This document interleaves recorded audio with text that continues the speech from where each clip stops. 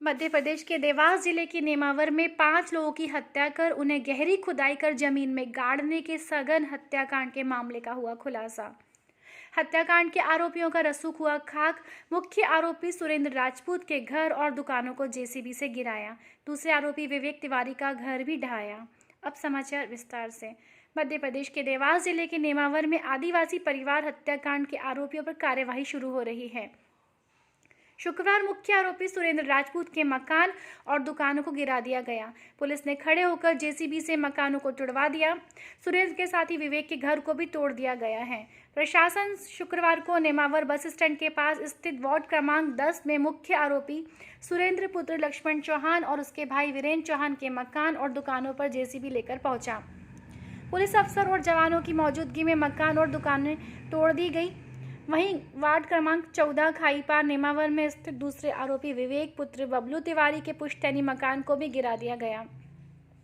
बताया जाता है कि यह मकान विवेक के दादा कमल किशोर तिवारी के नाम पर था।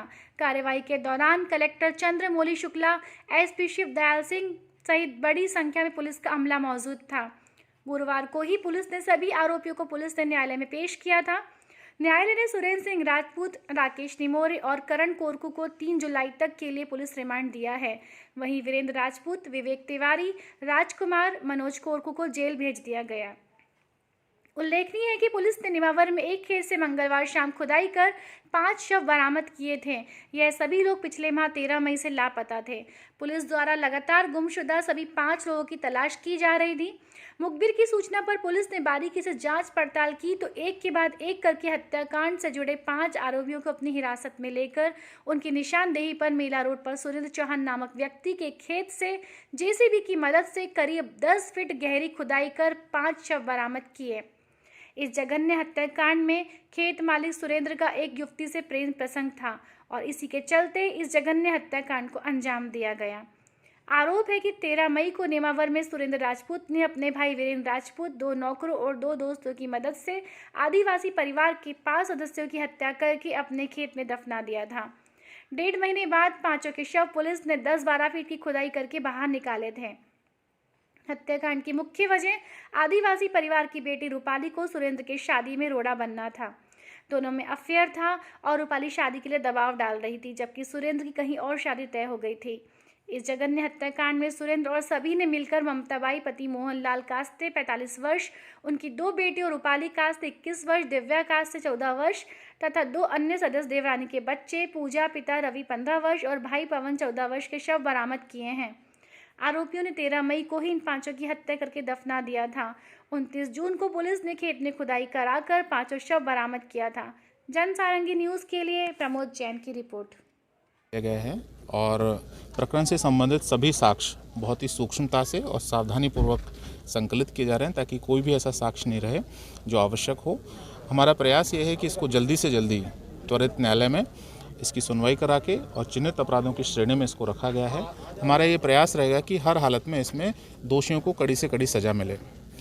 सभी अपराधियों के हम क्रिमिनल रिकॉर्ड्स खंगाल रहे हैं। उनके जहाँ भी यहाँ भी अन्य जिलों में जो भी आपराधिक रिकॉर्ड है वो सब भी खंगाला गया है। उनके ऊपर और भी प्रभावी कार्रवाई की जा रही है। सर, ये संपत्ति तोड़ने का जो कार्रवाई हो रही है ये सभी पे हो रही है, कुछ छोड़ा जा रहा है?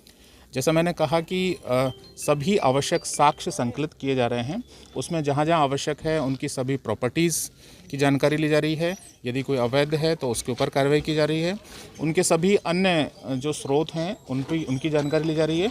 साथ के साथ ही इनके जो अन्य जिलों में यहाँ पे जो क्रिमिनल आपराधिक रिकॉर्ड हैं उन सब की जानकारी हम लोग संकलित कर रहे हैं ताकि नंबर 1 विक्टिम को जल्दी से जल्दी न्याय मिल सके और अपराधियों के ऊपर कड़ी से कड़ी कार्रवाई की जा सके। सर, क्या अभी और आरोपी क्या गिरफ्तार हो सकते हैं पुलिस के अनुसार?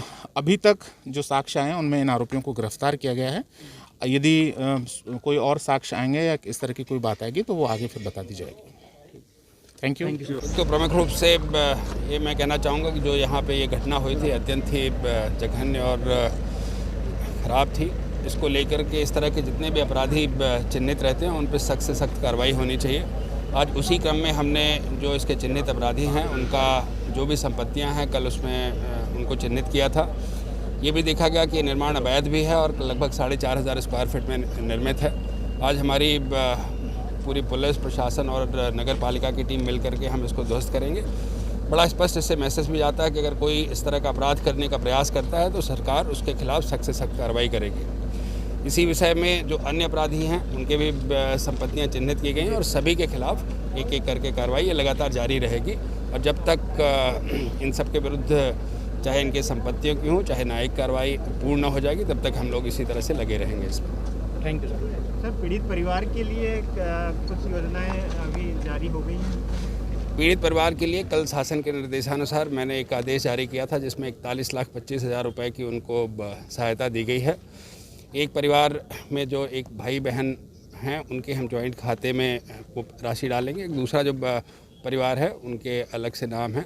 तो आदेश ऑलरेडी जारी हो चुका है। मेरे समझ से मैं मीडिया के साथियों को शेयर भी कर दूंगा। शासन ने उसमें कल ही निर्देश जारी कर दिए थे। गवर्नमेंट नौकरी की भी मांग की जा रही थी, तो निश्चित तौर पे जैसा पहले कहा कि शासन ने ये कहा कि इनको जो पीड़ित परिवार है उनको हर संभव मदद की जाएगी। अभी प्रारंभिक तौर पर जैसे मैंने बताया कि 41.5 लाख रुपए की अनुग्रह राशि दी गई है। सर ये क्या पूरा मुकदमा हाई ट्रैक कोर्ट में चलाया जाएगा? निश्चित तौर पर उसमें ऑलरेडी मेरे समझ से एसपी साहब और उसको स्पष्ट करके बताएंगे। ऑलरेडी प्रक्रिया प्रारंभ हो चुकी है और जिला स्तर से, लोकल स्तर से और शासन स्तर से सभी प्रयासरत हैं कि इसमें शीघ्र ही सजा मिले और जिससे कि लोगों में ये विश्वास हो कि इस तरह का घटना करने से कोई बच के नहीं जा सकता। Thank you. एसपी साहब की एसपी साहब है ना?